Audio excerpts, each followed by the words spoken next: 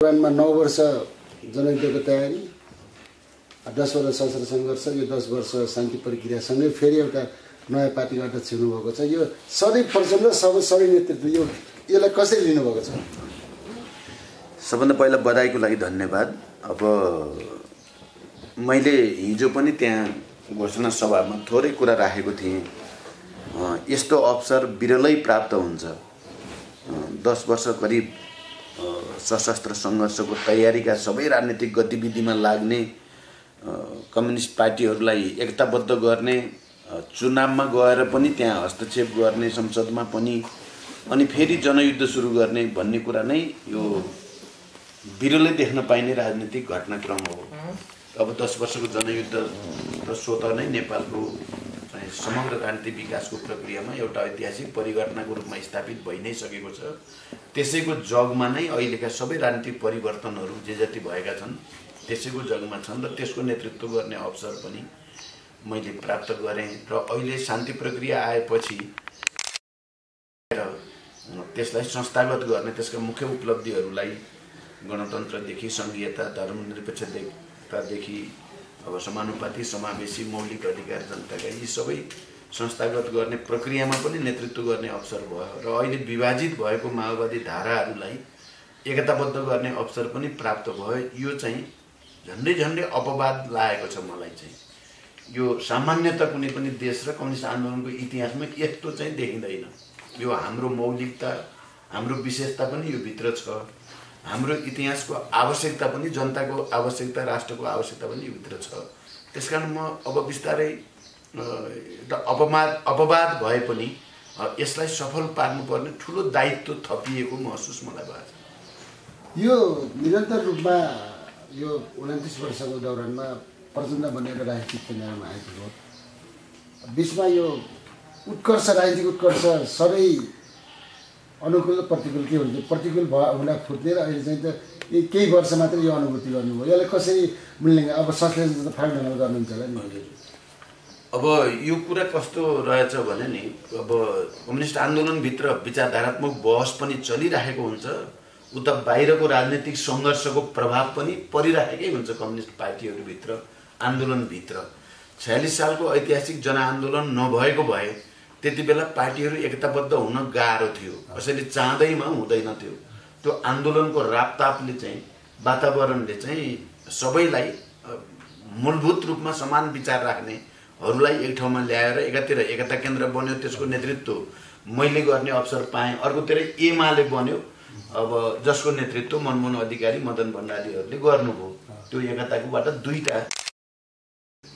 त्यसपछि फेरि नयाँ प्रक्रियामा फेरि विभाजनको एउटा श्रृङ्खला देखा पर्यो। र अब यो विभाजन चाहिँ हुनु र एकताबद्ध हुनु, यो कम्युनिस्ट आन्दोलनको र अन्य राजनीतिक आन्दोलनको पनि बाहिरको सङ्घर्षको प्रभावले पनि काम गरेको हुन्छ।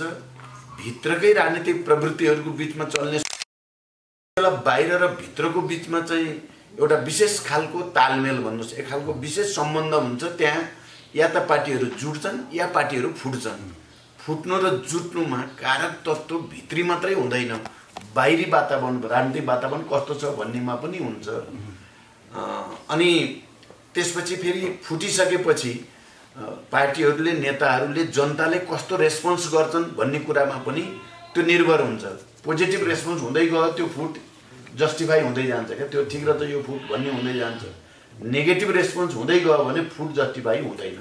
हामी माओवादीहरूको चाहिँ जो यो विभिन्न चाहिँ टुक्रामा विभाजित भयो, जनताले बिल्कुल रुचाएनन् होइन। अब कार्यकर्ताहरूले पनि रुचाएनन्। यो नेताहरूको चाहिँ प्रवृत्ति र नेताहरूको चाहिँ कहीँ न कहीँ व्यक्तिवादी चरित्रका कारणले फुटेको भनेर नै जनताले पनि, कार्यकर्ताहरूले पनि माने।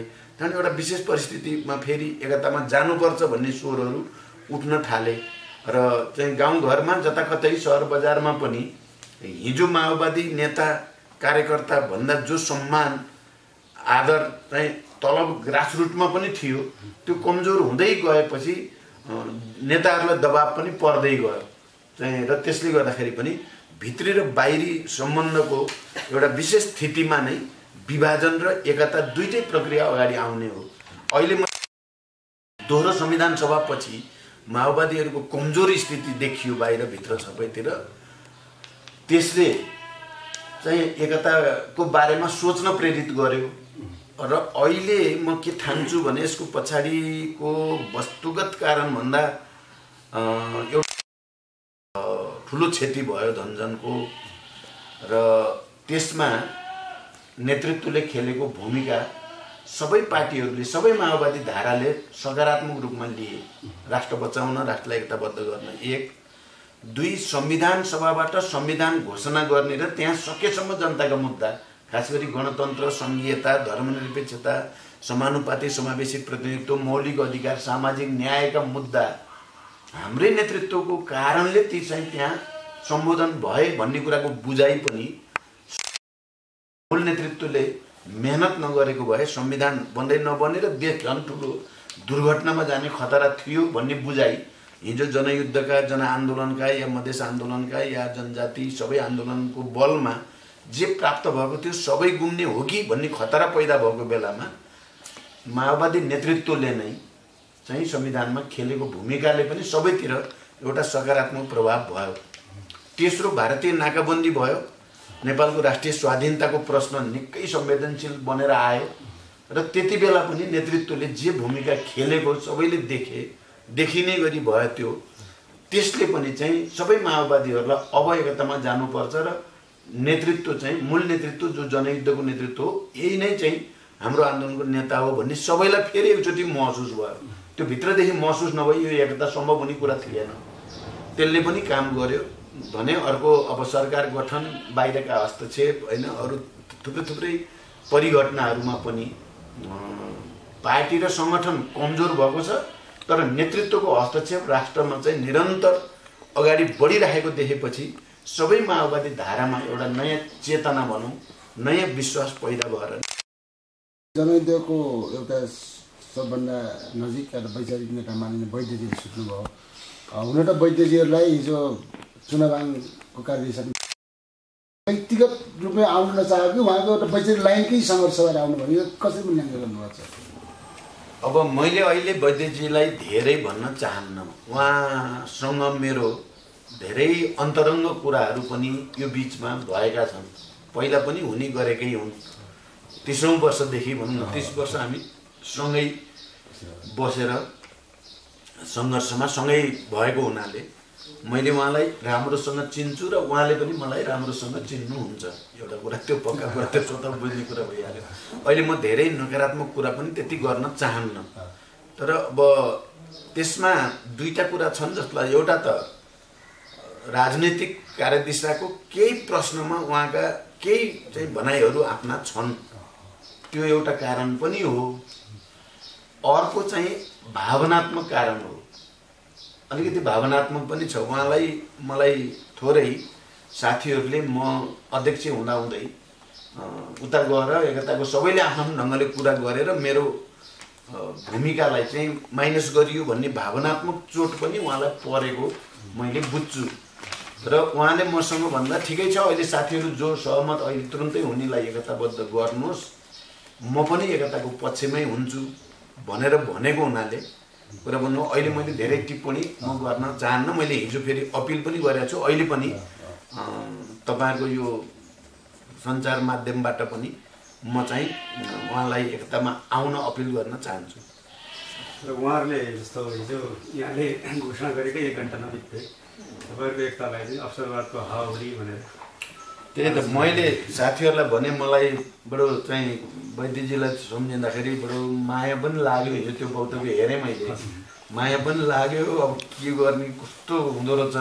हेमन्त प्रकाश ओली जसले केही गम्भीर सांस्कृतिक कमजोरी गरेर पार्टीबाट हामीले निकालिएको छ, उनको केही छैन, एउटा ठुलो विचलनमा उनी छन्। तिनीसँग बसेर संयुक्त वक्तव्य दिनेमा किरणजीको पनि नाम देख्दा मलाई चाहिँ साँच्चै एकछिन मलाई अप्ठ्यारो के हालत भयो किरणजीको भन्ने भएको छ। मेरो चाहिँ त्यत्रो सम्मानित व्यक्तित्व अहिले अब त्यो एउटा विचलित र केही पनि नभएको चाहिँ स्थितिमा पुग्नु भनेको नमिठो लागेको छ मलाई। अहिले त्योभन्दा बढी टिप्पणी गर्नु छैन। किरणजीलाई नै जस्तो विप्लवजीहरूले नै पछाडिबाट भन्नु एकता प्रक्रियामा चाहिँ नजानुका लागि युवाको रूपमा केही भूमिका खेलेको भन्ने कुराहरू पनि बाहिर आएको थियो। अब हिजोको वक्तव्यले त झन् प्रष्टै देखायो र बाहिर आएको मिडियाका थुप्रै न्युजहरू आर्टिकलहरूले पनि देखाइराखेकै छ। त्यहाँ एक थरी चाहिँ मानिसहरू त यो एकता नहोस् भन्नको निम्ति लगातार नै लागिराखेकै थिए, लागिराखेकै पनि हुन्। अब खालि अब यहाँ देशभित्रकै जस्तो अब नयाँ शक्तिमा लागेका साथीहरू भनौँ केही, अब सबैको त त्यस्तो छैन, अथवा चाहिँ विप्लवहरूतिर लागेका साथीहरू अथवा त्यसमा केही सबैको त्यो छैन। अहिले त्यहाँ पनि एकता हुनुपर्छ भन्ने एउटा लहरै आउँछ भन्ने देख्छु मैले। त्यहाँ बिस्तारै सबैतिर पहिरो जान्छ, त्यो कसैले थामेर थामिँदैन क्या, यति ठुलो कुरो भइरहेछ त्यहाँ। तैपनि चाहिँ एक थरीको चाहिँ किरणजी नगइदिए हुन्थ्यो भनेर रोक्नको लागि मेहनत गरेको कुरा चाहिँ मैले थाहा पाएसम्म साँचो त्यो हो। अब त्यसबाहेक अरू पनि थुप्रै शक्तिहरू होलान्, सकेसम्म नहोस् भनेर चाहने। अब किरणजी त्यही षड्यन्त्रमा सामेल हुनुभयो भने त म बिल्कुल ठान्दिनँ, त्यो चाहिँ होइन। अब उहाँका केही आफ्ना चाहिँ सोचहरू जो अलि हाम्रो विचारमा ती अलि जडसूत्रवादी प्रकृतिका छन्, अलि सङ्कीर्ण खालका छन् भन्ने हामीलाई लाग्छ। हामीले फेरि जुन ढङ्गले गएका छौँ यो अलि दक्षिणतिर गएको हो भन्ने, दक्षिण पन्थतिर भन्ने किरणजीलाई लाग्छ, त्यो कुरा अलगै छ। तर चाहिँ उहाँलाई एकतामा आउन नदिन विभिन्न शक्तिहरू त लागिराखेकै छन्। मातृकाजी पनि निस्किनु भयो, त्यो कसरी मिलाउनु हो? होइन, मातृकाजी चाहिँ झन्डै 2 वर्षदेखि नै पार्टी एकताको वातावरण बनाउनु पर्छ भनेर लागिराख्नु भएको थियो, कुनै न कुनै रूपले लागिराख्नु भएकै थियो। अब उहाँ पनि अब अलिक खरो खालको मान्छे हुनुहुन्छ। अब फेरि मैले त बच्चैदेखि उहाँलाई डेभलप गर्दै ल्याएको हुनाले मेरो चाहिँ फेरि अलिक राजनीतिक भन्दा उनसँग भावनात्मक जस्तो बढी हुन्छ मेरो मातृकाजीसँग पनि, अरू धेरै साथीहरूसँग पनि। तैपनि अब बिचमा केही उहाँहरूको कुराहरू थिए, त्यो कारणले चाहिँ थोरै चाहिँ तपाईँको समस्या जस्तो देखियो, तर त्यो चाहिँ फेरि त्यस्तो गम्भीर प्रकृतिको थिएन। केही कुरा उहाँका मधेससँग सम्बन्धित चाहिँ अलिक सम्बोधन गर्नु पर्यो भन्ने नै थियो, त्यो सम्बोधन गरियो, टुङ्गियो। जस्तै एउटा कुरा हिजो यहाँले आफ्नो घोषणा सभामा भन्नुभयो जनताको विजयका दिन सुरु भयो भनेर, र क्रान्तिको एउटा नयाँ खालको चाहिँ हामी अभ्यास हुन्छ, नयाँ खालको चाहिँ चरणमा क्रान्ति पुग्छ भनेर। अर्कोतर्फ क्रान्तिकै अनिवार्यतालाई चाहिँ अस्वीकार गर्दै भनौँ तपाईँहरूलाई छोडेर हिँड्नुभएको बाबुरामजीलाई पनि एकताका लागि चाहिँ आह्वान गर्नुभयो। यो यसलाई कसरी जस्टिफाई गर्ने? अब यो कस्तो हुँदो रहेछ भने नि, अब विभाजन हुँदै गएपछि र विचलनतिर चाहिँ जाँदै गएपछि मानिसहरू कहाँ पुग्छ भन्ने कुराको सीमा हुँदै रहन्छ क्या, धेरै पर पनि पुग्न सक्ने हुँदो रहेछ। 1 2 फेरि माने एकताको र पछि फेरि मानिसहरू सबै कहाँ पुगेको मान्छे नै फर्केर आउने पनि हुँदो रहेछ। यो कुरो मैले आफ्नै चाहिँ जीवन व्यवहारमा धेरै नजिकबाट भोग्ने मौका पाएँ क्या। 41 सालमा 5औं महाधिवेशन भयो, त्यति बेला लामाजीसँग चाहिँ ठुलो बहस भयो, मोहनविक्रम लामाजी, पछि फेरि मोहनविक्रमजीसँग हाम्रो सङ्घर्ष निकै तितो भयो। एकले अर्कालाई अवसरवादी, दलाल, गद्दार भन्न केही बाँकी राखेको होइन त्यति बेला पनि। अब मोहनजीले त लामाजीलाई सिआइडी भनिदिनु भयो, यो त सिआइडी नै हो भनेर पनि भनिदिनु, ठुला आरोप लगाइयो। तर 46 सालको आन्दोलनले यस्तो वातावरण बनायो, ती सबै दक्षिणपन्थीहरू, मध्यपन्थीहरू, दलालहरू, सिआइडीहरू सब फेरि क्रान्तिकारीमा फेरिए क्या। अनि सब एकतामा आइयो। फेरि त्यही चाहिँ हुँदाखेरि 12वटा महामन्त्री थिए क्या त्यो केन्द्रीय समितिमा, विभिन्न समयमा अलग अलग चाहिँ समूह बनाएर भएका 12वटा महामन्त्री को म महामन्त्री भएको 35-36 वर्षको उमेरकोले चाहिँ बुढा खाडा एक ठाउँमा राखेर काम गर्ने अनुभव पनि मैले प्राप्त गरेँ। कुरा भन्नुभयो त। अब त्यसो भएर मलाई अहिले पनि के लाग्छ भने बाबुरामजी चाहिँ केही एउटा दुईटा हिसाब गरेर उहाँ जानु हो, उहाँको हिसाब फेल भएको छ भन्ने छ क्या मेरो सुरुदेखि। उहाँको हिसाब फेल छ कुरा भन्नुभयो त। त्यो फेल भएको हिसाबमा लाग्नु भएको हुनाले कुनै दिन म फेल भएको भन्ने चाहिँ रियलाइज गर्ने बित्तिकै उहाँले अहिले ठाडै मार्क्सवादको विरुद्धै गरेँ मैले भन्दै हिँड्न चाहिँ सक्नु भएको छैन। पुरानो भयो अब नयाँ ढङ्गले सोध्नुपर्छ। द्वन्द्वात्मक भर्तीवाद चाहिँ छोड्दिन उहाँले यस्तो भाषा भन्ने गर्नुभएको कम्युनिस्ट आन्दोलन छोडेर पनि मिल्दैन।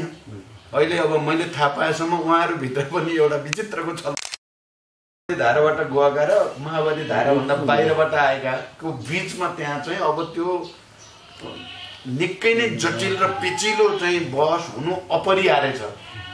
त्यो बेला बिचरा म बाबुरामजीको चाहिँ मलाई फेरि म बाबुरामजीसँग पनि अब 25 वर्ष त सँगै बसेर काम गरियो।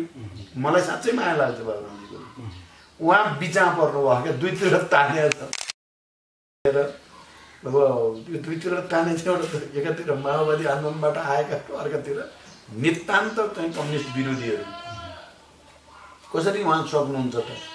यत्रो जनयुद्ध जनआन्दोलन यत्रो क्रान्ति परिवर्तनमा 25-30 वर्ष बिताएको नेताले चाहिँ अब जीवनको चाहिँ यो अन्त्यतिर उत्तरार्धमा गएर सबै बदल्छु भनेर यो सम्भव हुने कुरा होइन। एक दिन उहाँले रियलाइज गर्नुपर्छ भन्ने आधारमा नै मैले भने।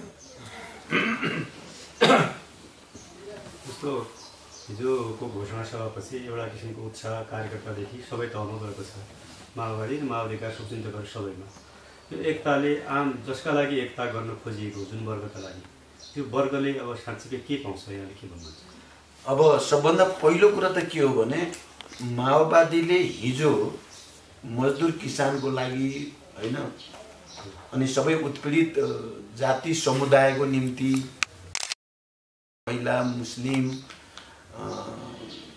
अब उत्पीडित क्षेत्र भनौँ न, कर्णाली सेती महाकाली जस्ता क्षेत्र अथवा हिमाली क्षेत्रका जनता सबैको हक अधिकार र उनीहरूको चाहिँ पहिचानको निम्ति भएर हामीले जो लड्यौँ, यो पछिल्लो चरणमा विभाजनको श्रृङ्खलाले उनीहरूका मनहरू नराम्रोसँग भाँचिएका थिए र शहीद परिवार या बेपत्ता योद्धाहरूका परिवार या घाइते अपाङ्ग र उनका परिवार या लामो जेल यातना खपेकाहरूलाई त यो विभाजनले नराम्रोसँग चाहिँ पीडा दिएको थियो।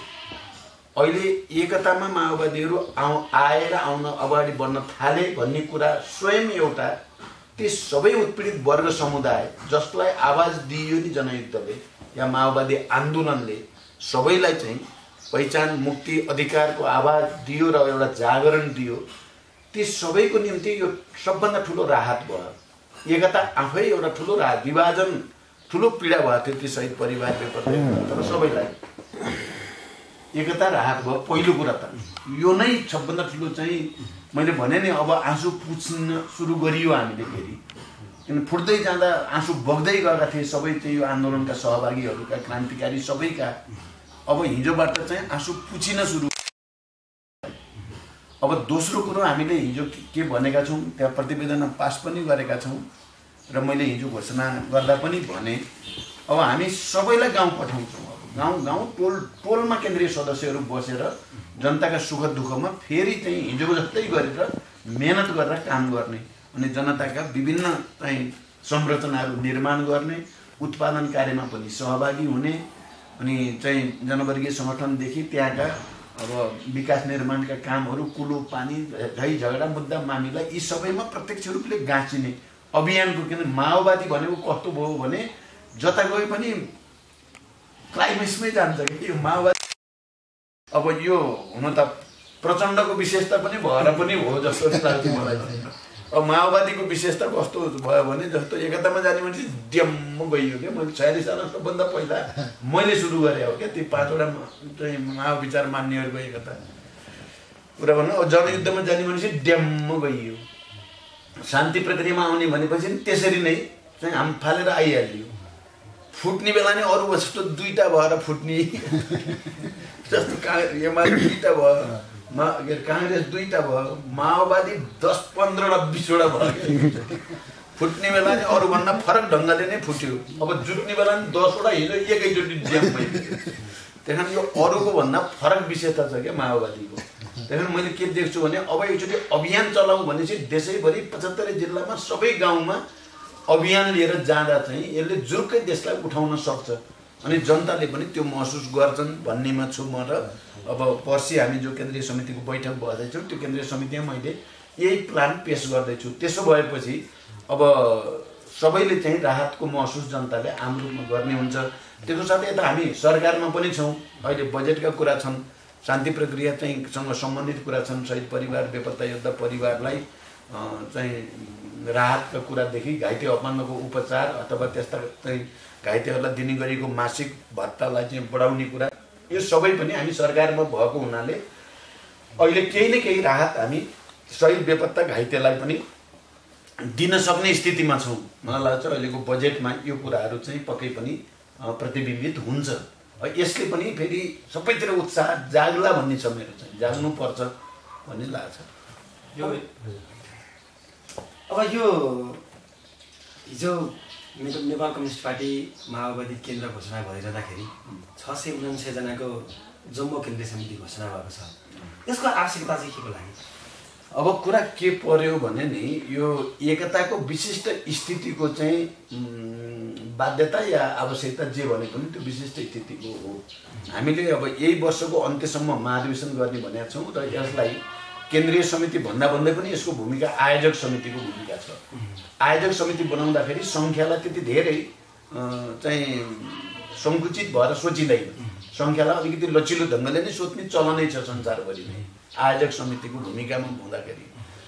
एउटा त दोस्रो कुरा के पर्यो भने जस्तो हामी विभाजन भइसकेपछि कतिपयले पार्टीलाई टाइट गर्ने भनेर केन्द्रीय समितिको सदस्यको सङ्ख्या घटाइयो। यो बिचमा टाइट गर्नुपर्छ, पार्टीलाई अलिकति चुस्त दुरुस्त बनाउनुपर्छ भनेर कतिपयमा चाहिँ फेरि पार्टीलाई सबैलाई चाहिँ मिलाउनुपर्छ भन्दाखेरि सङ्ख्या बढ्दै गयो।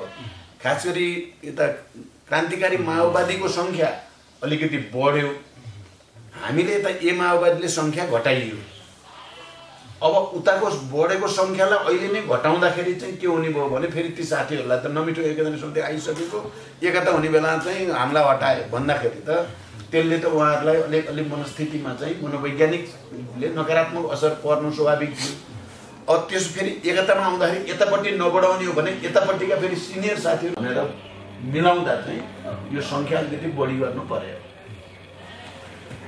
एउटा त्यो अघिकै प्रश्न मैले जोड्दाखेरि जनतामा जाने, गाउँ जाने यहाँले जुन प्लानको कुरा गर्नुभयो, अर्कोतर्फ एउटा आरोप यहाँहरूलाई अहिले पछिल्लो समय के लागिरहेको छ भने तपाईँहरू चाहिँ नराम्रोसँग संसदवादमा फस्नुभयो, जसले गर्दाखेरि एकातिर कुरा चाहिँ क्रान्तिको हुने तर चाहिँ व्यवहारमा चाहिँ संसदवादमा फस्नुभयो भनेर आरोप छ। यसबाट कसरी मुक्त हुनुहुन्छ अथवा चाहिँ के छ यहाँ? अब एउटा कुरा के हो भने यो संसदवादमा हामी पहिलो कुरा त वैचारिक रूपले बिल्कुल फँसेका छैनौँ भन्ने हाम्रो दाबी छ। किनभने यो संसदीय व्यवस्थाबाट यो देशको र जनताको भलो हुनेवाला छैन, त्यो इतिहासद्वारा पुष्टि भइसकेको कुरा हो भनेर हामीले संविधान सभामा आफ्नो भिन्न मत पनि राखेका छौँ र हामीले संविधान संशोधन प्रस्ताव पनि राखेका छौँ। कारण वैचारिक ढङ्गले हामी संसदवादी भयौँ भन्ने कुरा बिल्कुल गलत कुरा हो, हामी भएका छैनौँ। अब दोस्रो कुरा तर सङ्घर्षका विभिन्न रूपहरू अहिले हामी खुला चाहिँ प्रतिस्पर्धात्मक उसमा गइसकेपछि विभिन्न रूपहरू चाहिँ परिचालन गर्नै पर्छ। यदि हामी संविधान सभामा नभएको भए, संसदमा नभएको भए, यो बिचमा जे जति परिघटनाहरू भए नि संविधान बन्ने कुरादेखि, भूकम्पको कुरादेखि या सरकारको कुरादेखि नाकाबन्दीको कुरासम्म हामीले चाहिँ अगाडि ल्याउन सकिन्थ्यो त भन्दा त हामी एउटा ऐतिहासिक भूमिकाको निम्ति सङ्घर्षको मोर्चामा पो छौँ त। हामी संसदवादी भएको होइन, संसदलाई उपयोग लेनिनले पनि त भन्नुभएको थियो नि, सुँगुरको खोर हिँडेर नि भन्नुपर्छ है जनतालाई त आवश्यक पऱ्यो भनेदेखि हामी त त्यहाँभित्र बसेर राष्ट्रको पक्षमा जनताको पक्षमा काम गरिराखेको कुरा त अब त थापितै भइसक्यो नि। दोस्रो कुरा है यो तर्क। तेस्रो तर्क मेरो के छ भने फेरि हामीले क्रान्तिलाई निरन्तर अगाडि बढाउनको निम्ति सडक, सदन र सरकारका सबै मोर्चाहरूलाई उपयोग गर्ने। अन्ततः सडक मुख्य हुन्छ, सदन र सरकारका मोर्चा चाहिँ विशिष्ट र सहयोगी हुन्छन् भन्ने मान्यता त हाम्रो सबैको छ। त्यसमा वैद्यजीको पनि विरोध छैन, सबैले भनिसकेपछि अनि हामी चाहिँ संसदवादी, अरू चाहिँ नहुने कसरी भयो? किनभने यो आरोप निराधार छ, या त यो आरोप लगाउनेले सैद्धान्तिक रूपले कुरा बुझेकै छैनन् भन्ने अर्थ लाग्छ कुरा भन्नुभयो त, या यो आरोप लगाउनेहरू असाध्यै सङ्कीर्ण र जड मान्छेहरू हुन् जसले क्रान्ति, वर्ग, इतिहास, विकासक्रमलाई बिल्कुल बुझ्न चाहँदैन। किनभने मार्क्सवादले लेनिनले भने जस्तो कुनै बनिबनाउ सूत्र सबैको लागि दिएको छैन। त्यसले त एउटा सैद्धान्तिक पथ प्रदर्शन मात्रै दिएको छ।